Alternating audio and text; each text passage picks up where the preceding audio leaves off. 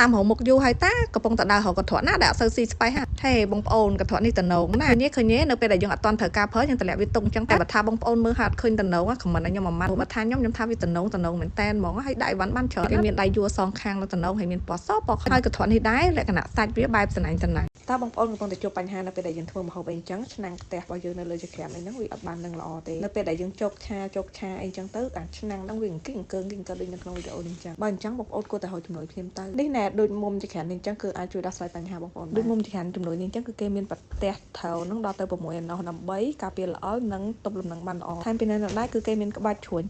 ឆុងបន្ថែមទៀតដើម្បីកាន់តែទប់លំនឹងបានល្អមែនតើចាំការទៀតបងប្អូនគួរតែទិញមុំចក្រាមជំនួយនេះប្រើទៅព្រោះអីគឺវាជួយល្អខ្លាំងមែនតើណា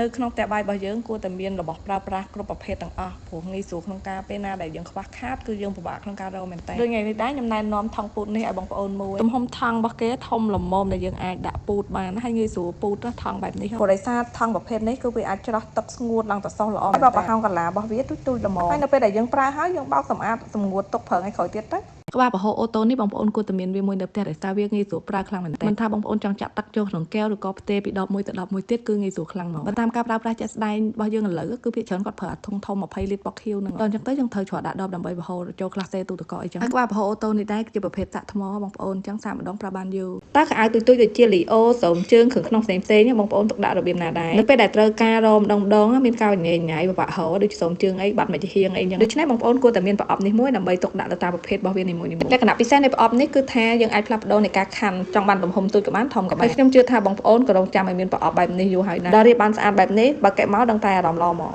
ស្ងោរពងមាន់ពងទាអត់ស្អីអីតែបងពងមាន់ដាក់ភ្លើងខ្លាំងដឹងតែយើងដាក់ម្សៅក៏ផេះដែរដោយសារពងមាន់វាមានសបកស្អាតនៅពេលដែលយើងប្រើស៊ីលីកូនស្ងោរពងមួយនេះគឺអីបងប្អូនដោយសារតែយើងមានវាទប់ដើម្បីពេលស្ងោរទៅវាអត់ទៅកិច្ចប៉ះគ្នាឃើញអញ្ចឹងមិនចូលស៊ីលីកូននេះអត់ប៉ះពាល់សុខភាពទេនៅពេលដែលបងប្អូនឃើញកញ្ឆេងនេះហើយមានអារម្មណ៍មិនដែរទាំងពណ៌ទាំងរូបរាងរបស់គេខ្ញុំវិញឃើញហើយនឹងចង់ប្រើហ្មងដោយសារវាខ្ជូតហើយមួយវិញទៀតគឺវាអាចបត់បានទៀតពេលយើងចង់ប្រើអញ្ចឹងយើងទាញវាឡើងមកតែបើយើងលែងប្រើគឺយើងបកសកត់វាទុកអញ្ចឹងទៅបត់វាទុកឲ្យរៀបស្មើអញ្ចឹងទៅគឺងាយស្រួលទុកតែបើយើងមើលពីពណ៌របស់គេវិញនិយាយថាពណ៌ស្វាយលេពណ៌ឈុកដុតគេនេះនិយាយថាជូតសាហាវហើយរូបរាងរបស់គេឡើងផ្កាហ្មងផ្កាឡើងស្អាតហ្មងឃើញអញ្ចឹងមិនមែនលក្ខណៈចូលបែបស៊ីលីកូនណាបងប្អូនអញ្ចឹងយើងប្រើវាអត់ប៉ះពាល់សុខភាពទេចង់យើងយកទៅស្រុះនៅក្នុងទឹកក្តៅតែម្ដងហ្មងក៏វាអត់មានប៉ះពាល់អីដែរព្រោះវាជាស៊ីលីកូនដូចខ្ញុំប្រាប់អញ្ចឹងនៅពេលដែលបងប្អូនប្រើបងប្អូនចង់ដាក់បន្តិចបងប្អូនទាញតាមណាតូអ៊ូចលបងអញ្ចឹងទៅតែបើបងប្អូនមានអីដាក់ច្រើនបងប្អូនទាញឲ្យខ្ពស់ឲ្យធំនឹងមកនិយាយទៅស្រួលប្រើខ្លាំងឃើញហើយស្រឡាញ់ភ្លាមហ្មងណាតើបងប្អូនមានការធុញថប់នឹងកាកសំណល់ម្ហូបអាហាររបស់យើងដែលនៅសល់ពេលយើងលាងចានលាងអីចឹង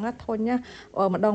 ប្របាក់ប្រមោមែនតើប្រភេទកត្រង់កាកបាយនេះមានច្រើនឌីហ្សាញតែគេលក់ទីផ្សារប៉ុន្តែតាមបទពិសោធន៍ខ្ញុំដែលទិញយកមកប្រើវាអត់ fit ជាមួយនឹងស៊ីនលាងចានរបស់យើងតែបើប្រភេទនេះវិញគឺមិនត្រឹមតែ fitគ្រប់ប្រភេទស៊ីនលាងចានទាំងអស់ហើយគឺថានៅពេលដែលយើងចង់ចាក់កាកបាយចេញយើងគ្រាន់តែចុចលើប៊ូតុងដែលគេមានហ្នឹងទៅគឺវាធ្លាក់កាកបាយចូលទៅក្នុងធុងសម្រាមរបស់យើងឃើញអញ្ចឹងល្អប្រើណា